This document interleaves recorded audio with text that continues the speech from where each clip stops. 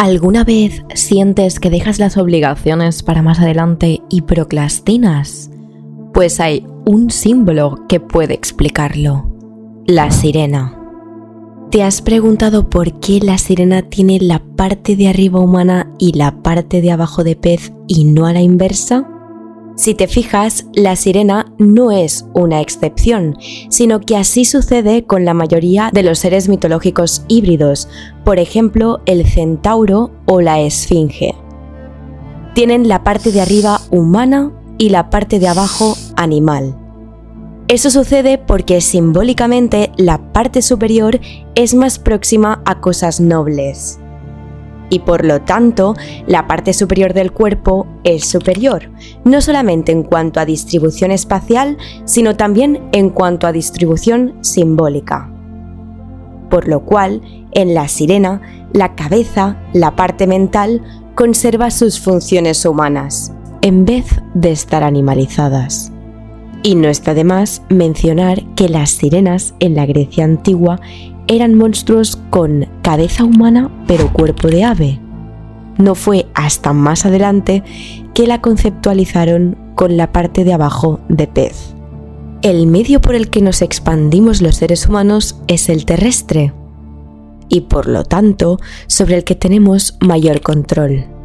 No es fortuito que ambas sirenas tengan la mitad del cuerpo de un animal que pertenece a terrenos inexplorados por el hombre: el aéreo y el acuático, ambos medios desconocidos por el ser humano.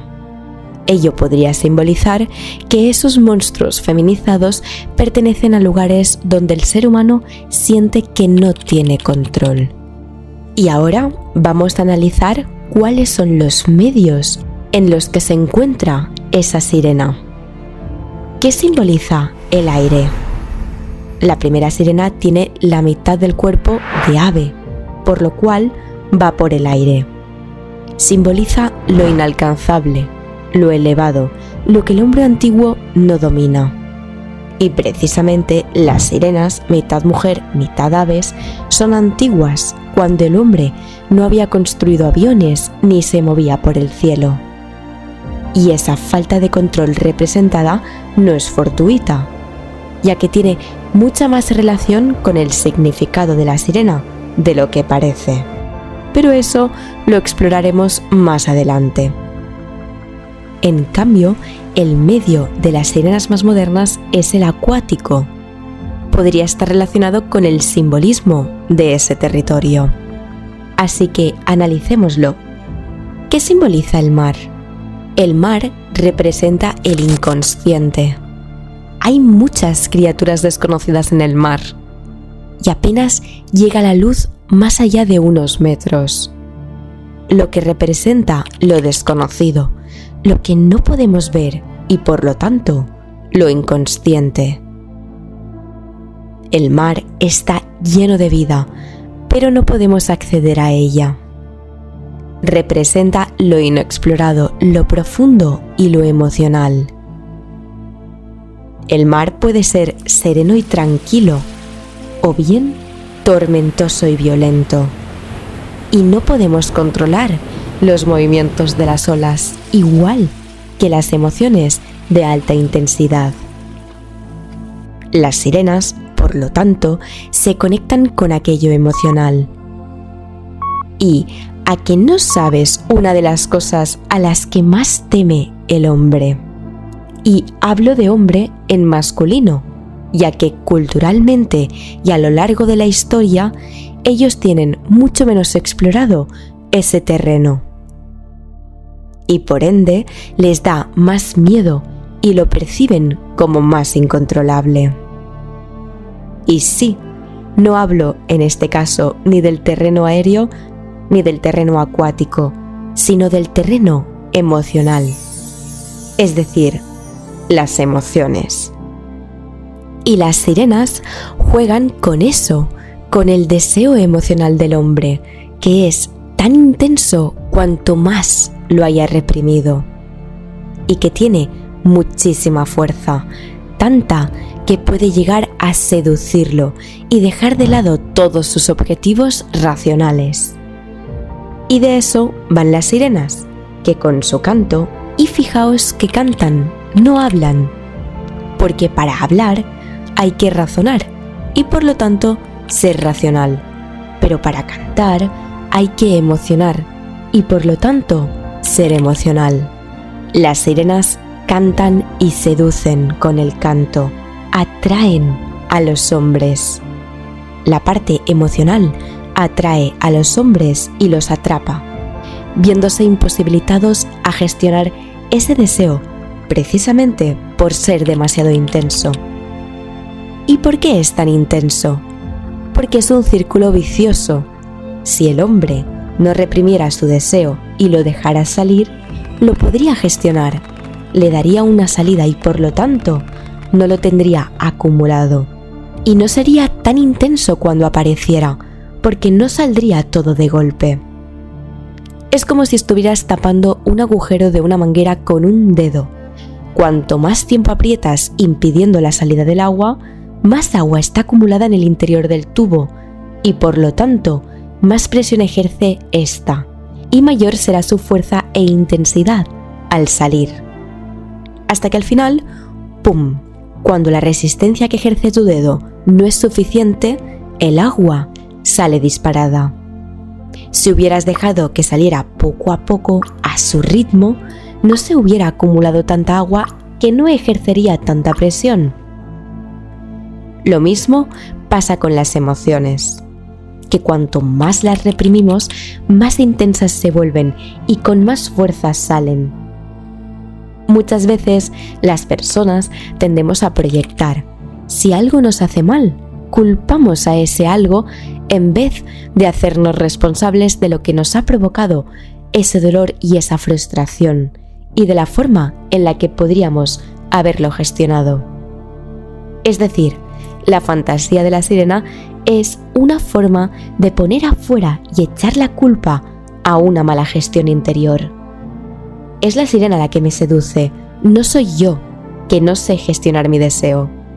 Si a lo mejor nos centráramos en nuestra incapacidad de gestionar el deseo, que hubiera sirenas fuera nos sería indiferente, porque un hombre bien gestionado no caería en ninguna tentación por mucha sirena que hubiese.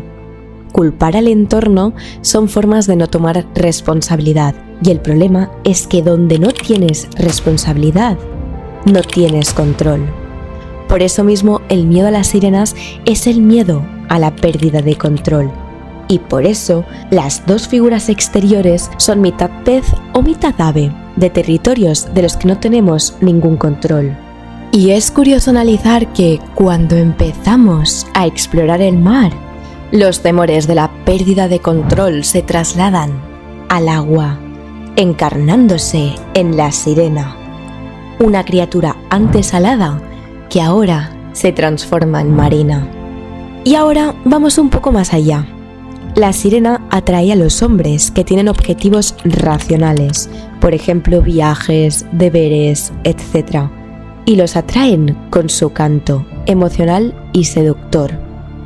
Y cuando los hombres van hacia ellas, los llevan a las profundidades del mar.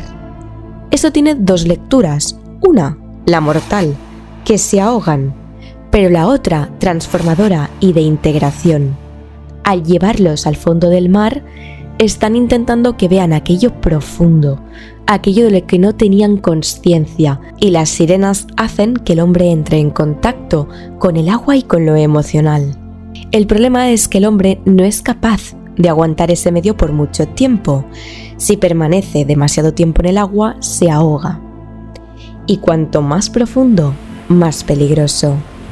Pero también es una oportunidad de integración. Es una oportunidad de ver más allá de la superficie y de enfrentarse con aquello que no controla, con su propio inconsciente, con sus propios deseos reprimidos y con su propia esencia. Las sirenas consiguen que el hombre salga de la superficie y de la racionalidad para adentrarse a otro plano diferente. Y ello lo hace la sirena, una figura femenina, porque también son las mujeres las que normalmente, y sobre todo hace tiempo, ayudaban al hombre a entrar en contacto con sus emociones, ya sea con su seducción y el enamoramiento, o ya sea con su influencia y su presencia, ya que sobre todo antes ellas eran mucho más emocionales que ellos.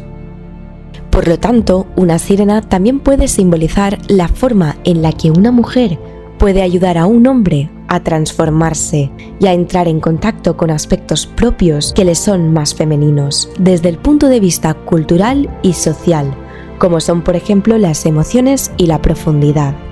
¿Y qué es la procrastinación moderna y cómo encaja la procrastinación con todo esto?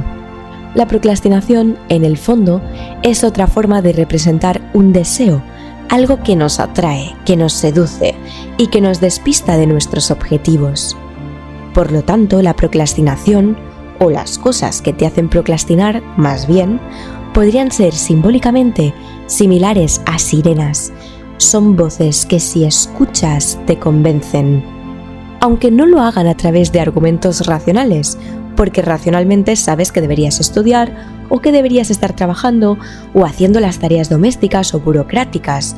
Por eso, los deseos no te hablan y la procrastinación tampoco, sino que te cantan, te manipulan a través de las emociones y tú caes en su trampa procrastinando y distrayéndote del objetivo final, como los marineros también se distraían de sus obligaciones y sus objetivos y terminaban ahogados en el mar. Porque si te quedas mucho tiempo en el agua, en el deseo, en la emocionalidad, te ahogas.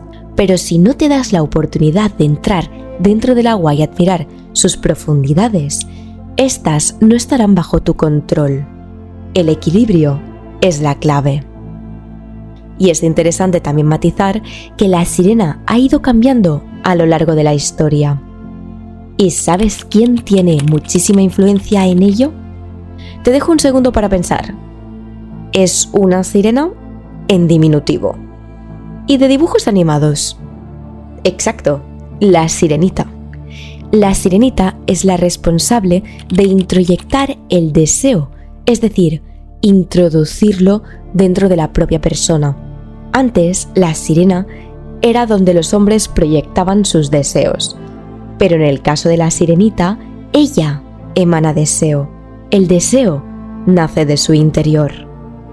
No es una figura externa que atrae, sino que es una figura interna que tiene deseos, y es la única de las antiguas princesas que tiene que conquistar al príncipe, en vez de que el príncipe la conquiste a ella. ¿Qué significa eso? Que la sirenita le ha dado la vuelta al símbolo de la sirena. Ella desea. Es un ser deseante, no un objeto de deseo.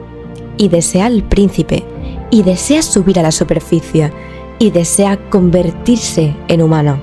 Y precisamente de su deseo es de quien se aprovecha la bruja, quien en este caso está haciendo simbólicamente el papel de sirena, engañándola y aprovechándose de su deseo. Y la sirenita podría ser incluso una evolución feminista del concepto de sirena. ¿Y quién no ha tenido deseos? Todo el mundo que tiene deseos está condicionado a caer en la tentación y también por lo tanto en la procrastinación. Y no es malo tener deseos, lo que sí que es nocivo es no saber gestionarlos.